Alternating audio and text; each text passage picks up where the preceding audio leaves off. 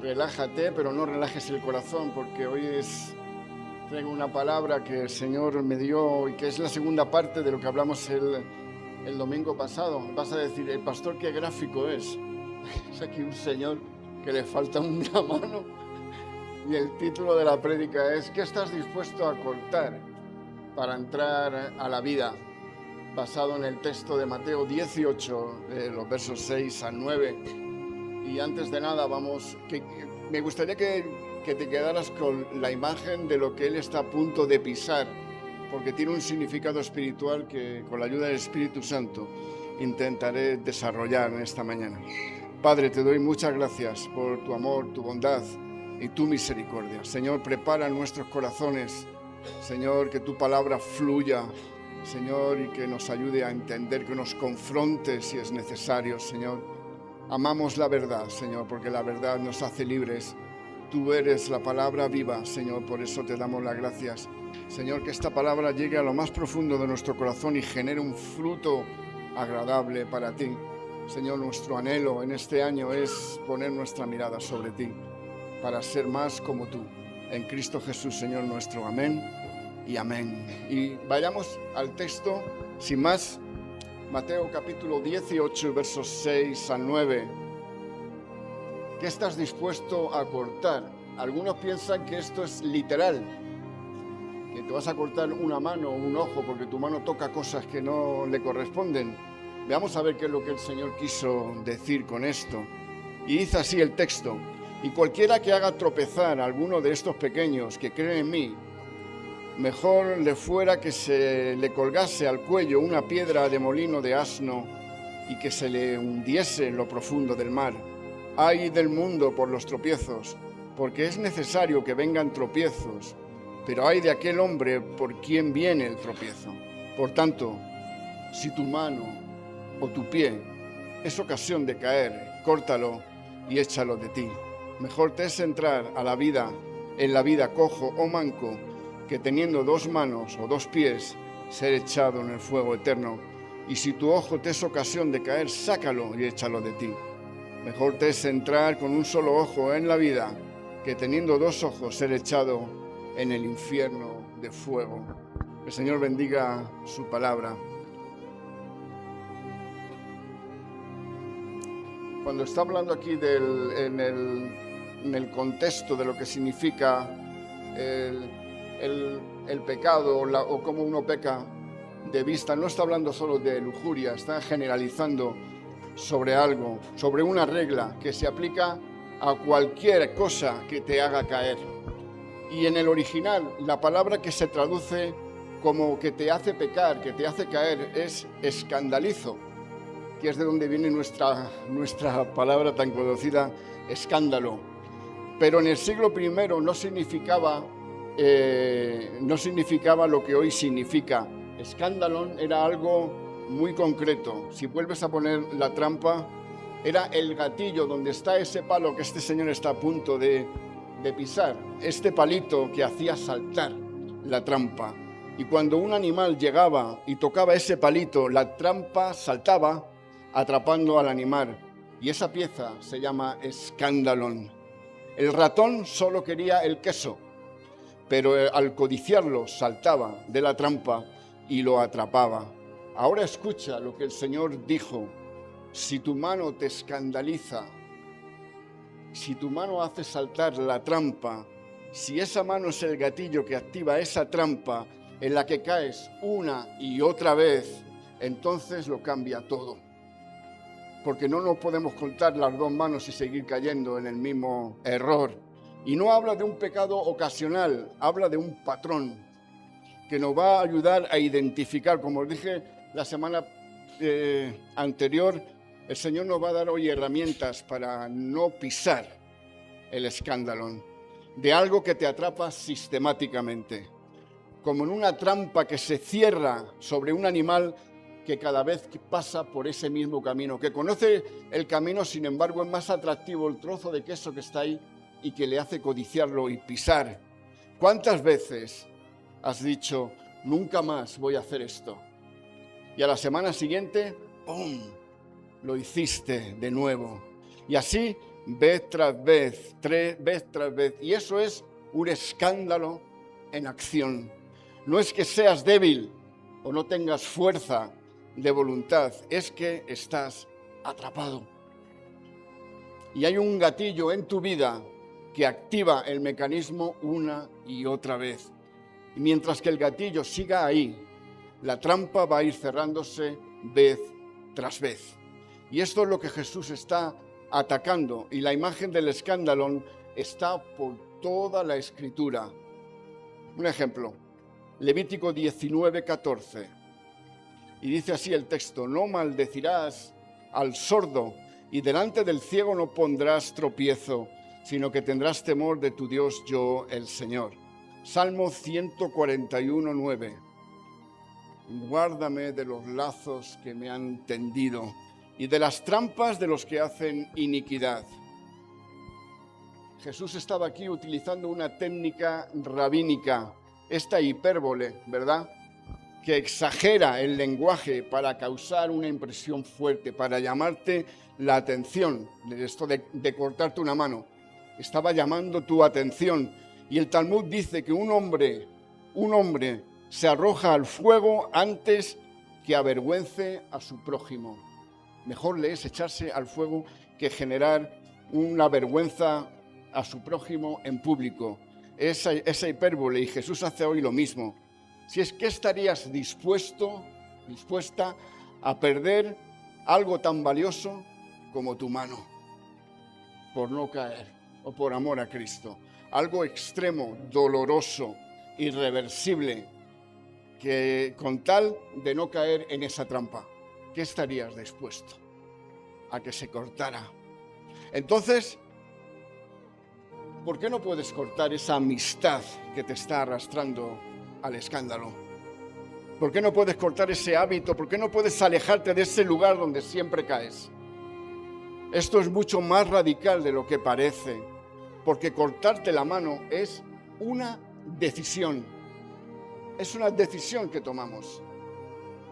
Y el muñón, y estoy hablando de algo simbólico, el muñón me va a recordar el sacrificio, el esfuerzo que me ha generado no volver a caer, y por tanto decir, ahora sí que soy más que vencedor. ¿Sabes? Cortar un patrón de vida, cortar esa relación, un hábito que está arraigado en ti, requiere algo que duele, que duele más que cualquier cirugía. La determinación de entregárselo al Señor, decir, Señor, no puedo con esto, pero yo sé que tú sí lo puedes hacer. Y actuar nunca sería literal, ¿verdad?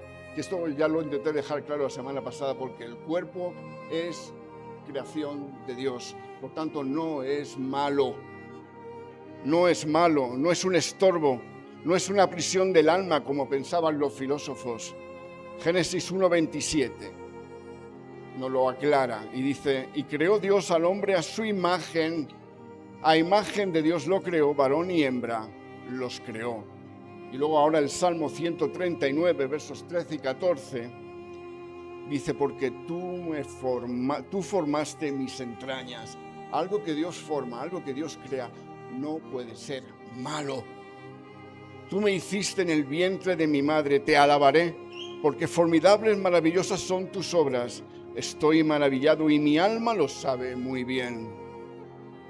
Incluso algo tan valioso como la mano que Dios formó, vale la pena perder si es eso lo que te está llevando a la destrucción. Es como si dijeras, ¿ves lo más valioso que tengo?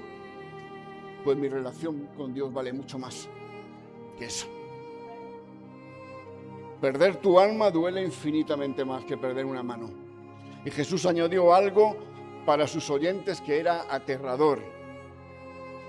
Y donde dice en ese mismo verso 13 y 14 del Salmo 139, dice, donde el gusano de ellos no muere y el fuego nunca se apaga. No dijo infierno, ni la palabra griega Hades, usó la palabra Gehenna, que no era un concepto ni una idea, sino un lugar real en Jerusalén.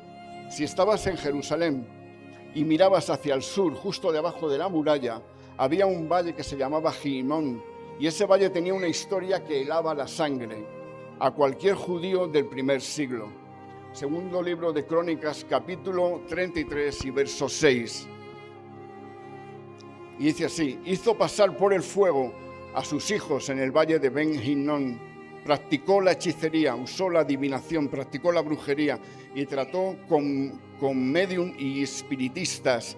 Hizo mucho mal entre los ojos del Señor, provocándole a ira. Los reyes Acaz y Manasés, dos de los peores reyes que tuvo Israel, convirtieron ese valle en un lugar de sacrificio de niños. Levantaron altares al dios Moloc, que es ese que tiene cabeza de toro y cuerpo de hombre. Y en esos altares quemaban a sus propios hijos vivos. Se tocaban tambores para ahogar el grito de los niños antes de ser quemados vivos. Y ese es el lugar que Jesús usa como imagen del destino del que rehúsa cortar su escándalo. Algo parecido a eso. No dijo, vas a estar triste o vas a tener problemas. Dijo, Gehenna, el lugar donde mataban a los niños, abominación al Señor, el lugar donde el fuego nunca se apagaba. De ahí viene el infierno, la palabra infierno y la simbología. Ahora, ¿sabes por qué eligió ese lugar? Porque el pecado de Moloc era el ejemplo máximo de lo que pasa cuando no cortas el escándalo a tiempo. Eso es lo que pasa. Los reyes de Israel empezaron con pequeñas concesiones. Hoy un poquito, mañana un poquito más, luego un poquito más, hasta que ya era irreversible. Un ídolo aquí, un altar allá. No es para tanto, si Dios nos ama. Es solo cultura, todos lo hacen. Y esas pequeñas concesiones que no cortas a tiempo, fue escándalo hasta quemar a sus propios hijos allí, en un valle a las afueras de Jerusalén. El escándalo que no cortas hoy se convierte en la Gehenna de mañana. Y eso es lo que Jesús estaba diciendo. Lo que no cortes hoy, que te va a costar un poco, el día de mañana te costará el doble, te costará la propia vida. Y Jeremías capítulo 7, verso 31 al 32, dice lo siguiente: y han edificado los lugares altos de Tofet, que está en el valle de Ben Hinnom, para quemar a sus hijos y a sus hijas en el fuego, lo cual yo no mandé, ni me pasó por la mente. Por tanto, he aquí, vienen días, declara el Señor, cuando no se dirá más Tofet ni valle de Ben Hinnom, sino el valle de la matanza, porque enterrarán en Tofet por no haber otro lugar. El rey Josías, alrededor del año 622 a.C., construyó esos altares. Y a partir de ahí, el valle se convirtió ¿en qué? En un vertedero, en un basurero a las afueras de Jerusalén. Hoy es un jardín, ¿sabes?, con árboles y parques preciosos, pero es algo real. Fue un quemadero de basura constantemente, y los gusanos, o sea que la palabra lo describe y es literal, los gusanos se alimentaban de los desechos y eso generaba un hedor insoportable. Y Jesús dice Gehenna, y la gente que escuchaba y conocía esa historia saben del lugar que estaba hablando, saben de los niños, saben del fuego perpetuo. No necesitaba explicarles más. Así que cuando dice que más vale entrar manco en el reino de los cielos que dirigirse con las dos manos a ese lugar, está usando la imagen más terrorífica que existía en la cultura judía.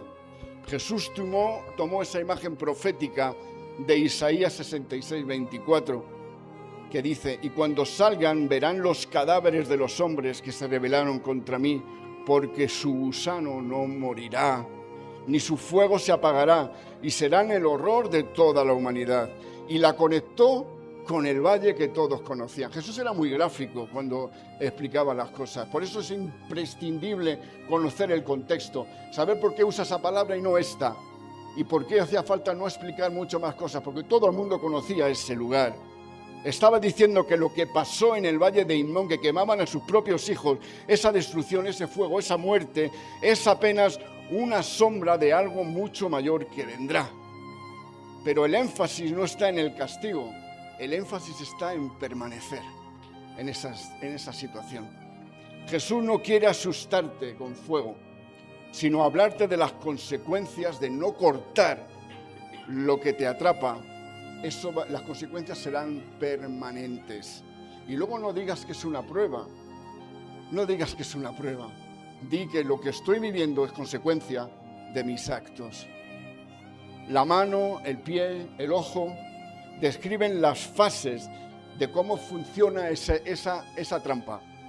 En Primera de Juan, el apóstol lo dice así, Primera de Juan 2:16, porque todo lo que hay en el mundo, como son las pasiones carnales, los deseos impuros que entran por los ojos y la arrogancia de la vida no provienen del Padre, sino del mundo. El ojo ve, el pie te lleva y la mano toma. Ese es el patrón. Es una secuencia.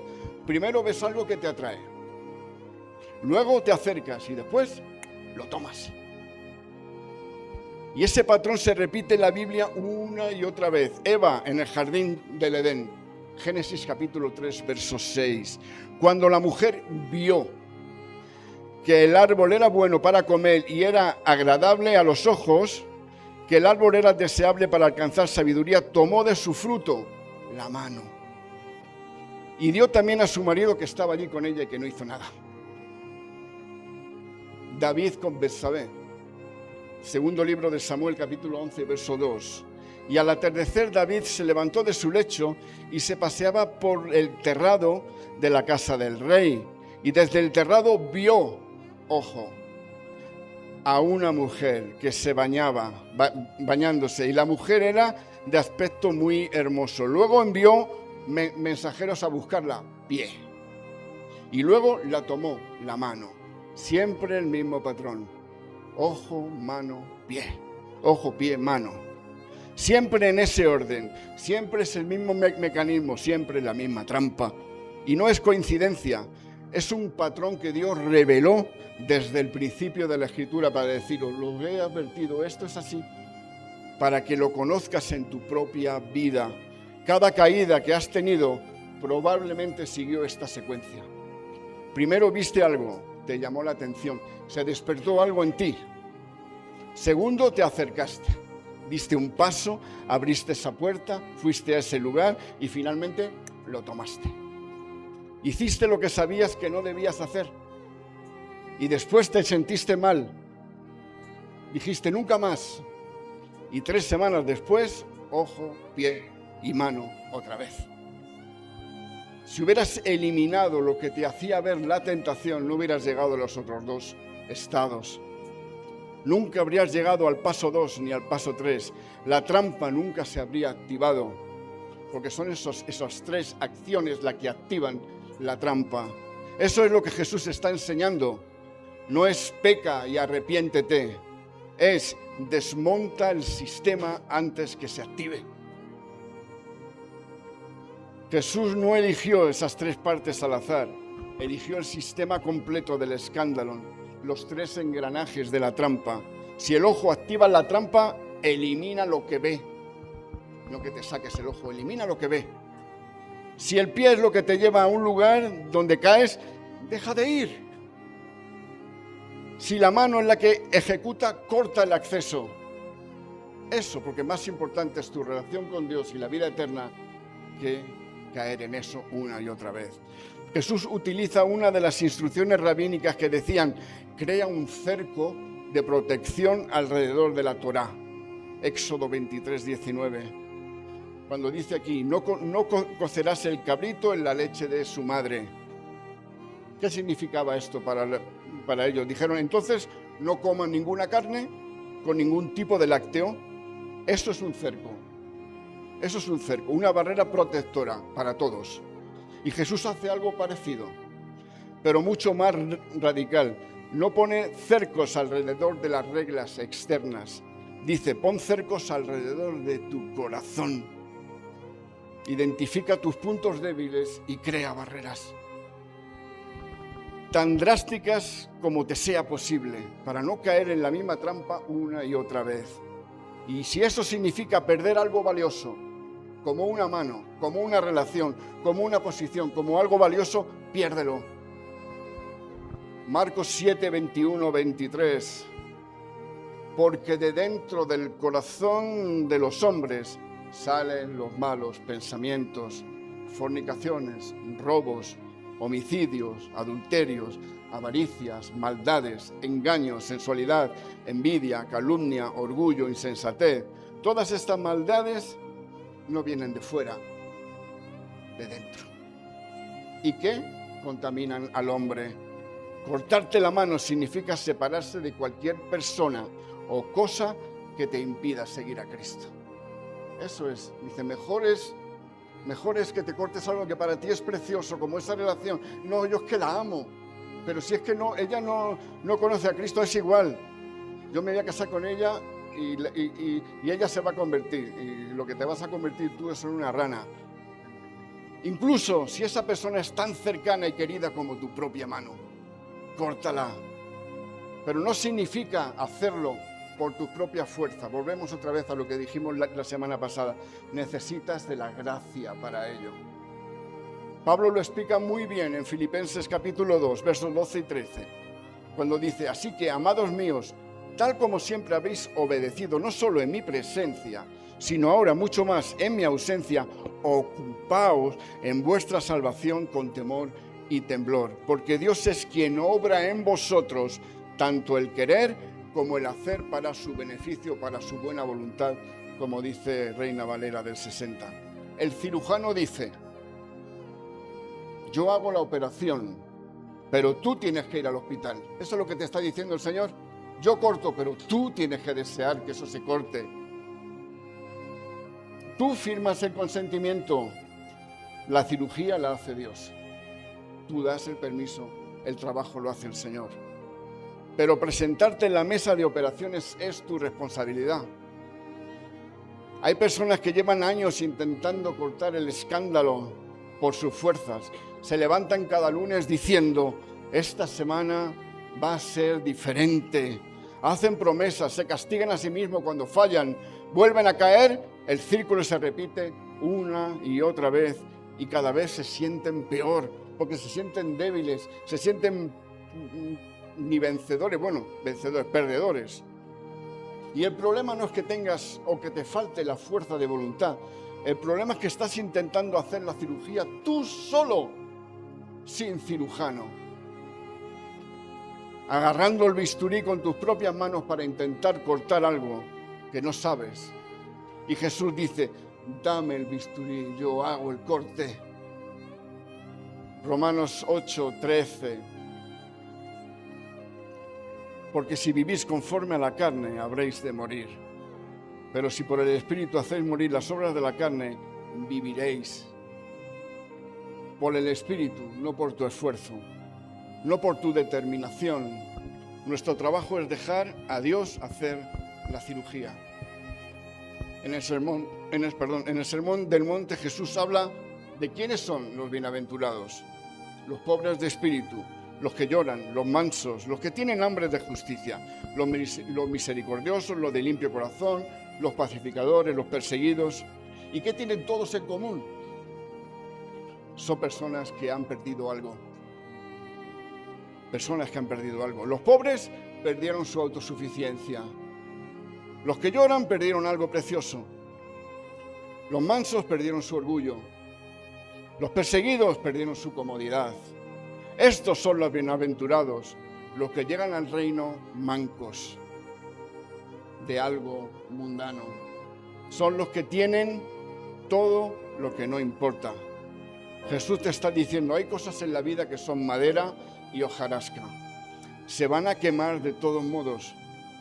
Es mejor que las cortes tú voluntariamente, a que el fuego de las consecuencias lo haga y lo deje mal y se lleve además todo lo demás con ellas. Es la diferencia entre una cirugía programada y la cirugía de urgencias. Esa es la diferencia. En la programada tú decides cuándo, cómo y qué se corta. En la de emergencias ya no tienes tú el control. Ya está todo podrido. Cuando una persona corta su propio orgullo, su propia ambición, su propia necesidad de ser más que otro, lo que queda, ¿sabes qué es? Paz. La paz viene después de la cirugía, no antes. Y el libro de los Hechos, capítulo 19, Lucas lo dice así, 18 y 19. También muchos de los que habían creído continuaban viniendo, confesando y declarando las cosas que practicaban. Y muchos de los que practicaban la magia, juntando sus libros, los quemaban a la vista de todos.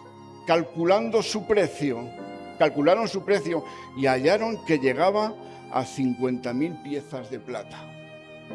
Ellos mismos decidieron quemar los libros, no los quemó nadie, ellos mismos por un valor de 50.000 piezas de plata, que era el salario de 137 años de un obrero. ¡Hey! 137 años, una fortuna. Eso fue lo que hicieron, no los vendieron, no los guardaron, por si venían mal dadas, no los donaron a una biblioteca, los quemaron delante de todos como testimonio público. Porque no puedes cortar la mano a medias. Voy a dejar esto aquí guardado en el armario por si acaso, pues algún día lo necesito. No, es radical. Eso no es cortar, eso es esconder la trampa para poder volver a ella tiempo después. Estos libros eran su fuente de ingresos, vivían de ello. Su identidad profesional, su estatus, y lo quemaron. Eso es cortarse la mano, hermano. Lo que la mano hacía, lo que la mano producía, los primeros cristianos lo hicieron una y otra vez. Cuando se negaron a ir a los espectáculos del circo romano. Piensa bien en esto, ¿eh? Ellos tenían que ir a los espectáculos del circo romano y dijeron, no vamos a ir. No vamos a ir. Estaban, ¿qué? Cortando el ojo. Cuando dejaron de asistir a los banquetes paganos donde la comida se ofrecía a los ídolos, estaban cortando el pie. Cuando vendían propiedades y ponían los tenidos a los pies de los apóstoles, estaban cortando la mano que se aferra a la seguridad material. Los romanos no entendían por qué los cristianos hacían esto. Rechazar los espectáculos públicos era como rechazar el aire. Están locos. Enfermos, peligrosos, antisociales. Plinio el joven, un gobernador romano, escribió al emperador Trajano en el año 112, esto está escrito y documentado, diciendo que los cristianos tenían una superstición excesiva porque se reunían antes del amanecer a cantar himnos en vez de ir al anfiteatro a ver a los gladiadores cortarse el cuello. Pero esos locos que se cortaron la mano de esos espectáculos romanos cambiaron la civilización de Occidente para siempre. Los que pierden algo por seguir a Cristo terminan ganando más que si tuvieran dos manos, o más que lo que dos manos puedan obtener. Y esto no se trata de una lista de cosas que cortar. Hay una trampa, la que tú conoces, la que se activa en tu vida. Y la cirugía es entre tú y Dios. Lucas capítulo 9, verso 62. Pero Jesús le dijo, nadie que después de poner la mano en el arado mira para atrás es apto para el reino de Dios. El reino de Dios, hermano, esto que nos reúne aquí hoy, exige una decisión total. No es algo que añades a tu vida, es algo que ha cambiado tu vida. No es una revolución que reorganiza todo lo demás. Fíjate, Jesús no dice, es mejor entrar manco en el cielo. Dice, es mejor que entres manco a la vida. No al cielo, a la vida, o sea, en este tiempo. No es simplemente existir, respirar, sino vida plena, vida abundante. En este tiempo mientras respiramos, porque Jesús vino para que tengamos vida y vida en abundancia. Jesús no nos va a pedir algo para ir al cielo después de morir. El cielo lo ganó Él, porque es su reino, porque Jesús vino para eso. Él te está pidiendo que pierdas algo para vivir de verdad ahora. Cada vez que caes en la trampa, estás perdiendo algo en esta vida. Cada vez que la trampa se activa, algo dentro de ti muere. Y Jesús te dice, basta, basta, corta el gatillo, destroza la trampa y empieza a vivir. Moisés cortó su vida de príncipe de Egipto, de palacios, de riqueza, de poder, y liberó a un pueblo entero. Ruth cortó su país, su cultura, su religión, su familia, lo dejó todo y terminó en la genealogía de Jesús. Mateo cortó su mesa de recaudador de impuestos, su fuente de ingresos, y se levantó en el acto para seguir a Jesús. Todos cortaron algo, todos perdieron algo y todos ganaron infinitamente más de lo que perdieron. Jesús no te pide que pierdas, te pide que intercambies algo temporal por algo eterno. Algo que merece la pena.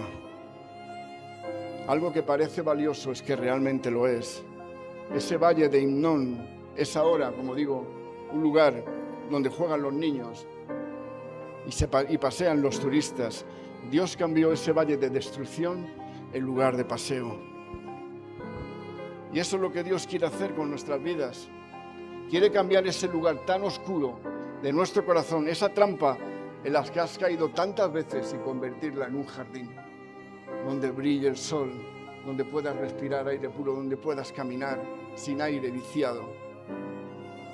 ¿Qué estás dispuesto a cortar para entrar a la vida? Esta es la pregunta que te dejo. ¿Qué estás dispuesto a cortar para entrar a la vida? Si estás atada a alguien o a algo que te está destrozando la vida, córtalo. Córtalo ya de raíz.